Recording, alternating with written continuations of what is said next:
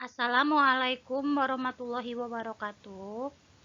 Apa kabarnya hari ini anak-anak ibu yang soleh-soleha?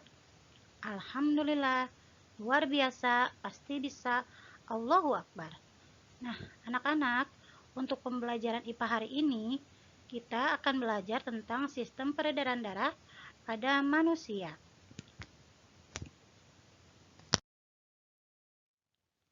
Materi yang akan kita pelajari yang pertama yaitu alat peredaran darah manusia, yaitu jantung dan pembuluh darah.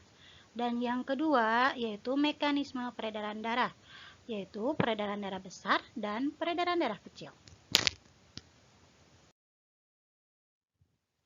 Materi yang pertama yang akan kita pelajari yaitu tentang sistem peredaran darah pada manusia.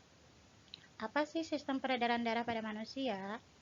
Yaitu sebuah sistem organ tubuh manusia yang berguna sebagai sistem transportasi zat dari dan menuju sel. Pada pembelajaran minggu lalu, kita telah mempelajari tentang sistem pencernaan dan juga sistem pernapasan ya. Nah, sari-sari makanan dan oksigen serta karbon dioksida itu akan diedarkan oleh darah.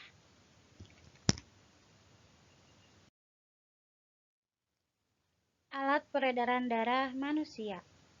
Yang pertama yaitu jantung dan yang kedua yaitu pembuluh darah.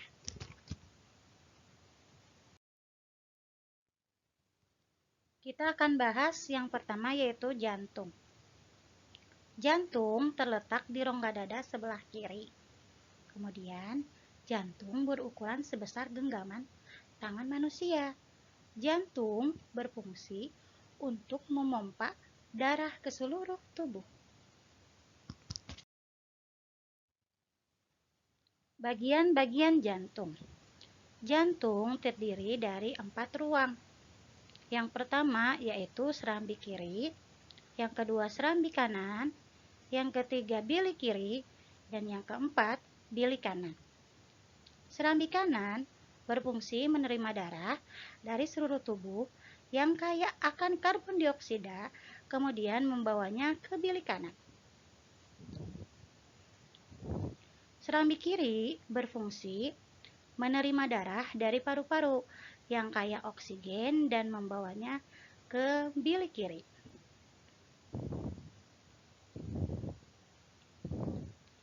Bilik kanan berfungsi menerima darah dari serambi kanan dan membawanya ke paru-paru.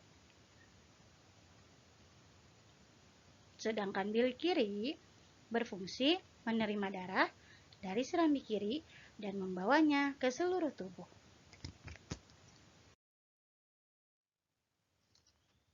Nah, sekarang pembuluh darah. Pembuluh darah adalah bagian dari sistem sirkulasi yang mengangkut darah ke seluruh tubuh. Jadi, tempat mengalirnya darah adalah pembuluh darah. Pembuluh darah terdiri dari 3 jenis, yaitu arteri, kapiler, dan vena. Bagian-bagian pembuluh darah. Yang pertama yaitu pembuluh darah vena, yang kedua pembuluh darah arteri, yang ketiga yaitu kapiler. Vena berfungsi membawa darah kembali ke jantung, kecuali vena pulmonalis. Vena pulmonalis membawa darah ke paru-paru. Kemudian arteri. Arteri berfungsi membawa darah dari jantung, kecuali arteri pulmonalis. Arteri pulmonalis dia akan membawa darah dari paru-paru. Kemudian ada kapiler. Kapiler berfungsi sebagai tempat pertukaran air dan bahan kimia antara darah dan jaringan di sekitarnya.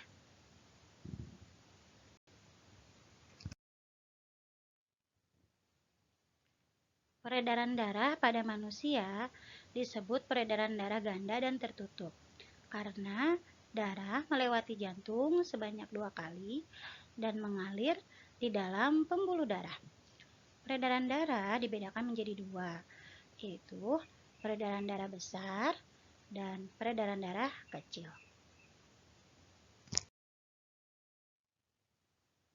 Peredaran darah besar.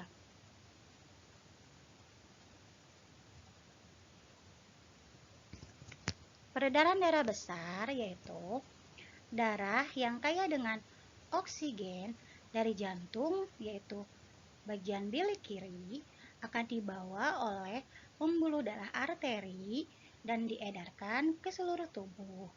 Kemudian, darah yang kaya dengan CO2 atau karbon dioksida akan dibawa oleh pembuluh darah vena ke jantung, yaitu ke bagian serambi kanan.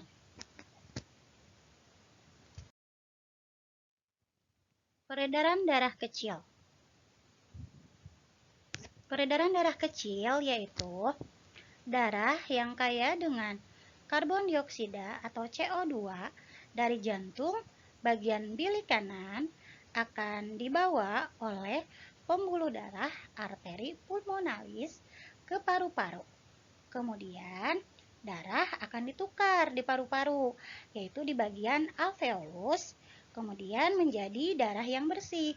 Nah, darah yang bersih atau yang kaya dengan oksigen dari paru-paru akan dibawa oleh vena pulmonalis ke jantung ke bagian serambi kiri. Alhamdulillah, pembelajaran hari ini telah selesai. Itu semua adalah alat peredaran darah dan juga mekanisme peredaran darah. Alat peredaran darah yaitu jantung dan pembuluh darah. Mekanisme peredaran darah yaitu peredaran darah besar dan juga peredaran darah kecil. Nah, anak-anak, sebelum kita tutup, kita evaluasi terlebih dahulu ya. Nah, di sini ada 5 pertanyaan. Setelah itu, kalian jawab pertanyaannya ya.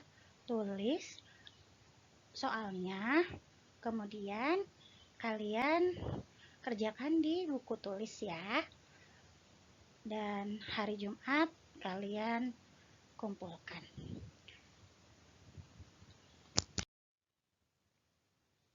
Alhamdulillah, pembelajaran hari ini telah selesai. Semoga apa yang kita pelajari hari ini dapat bermanfaat untuk kita semua. Tetap semangat. Terima kasih. Wassalamualaikum warahmatullahi wabarakatuh.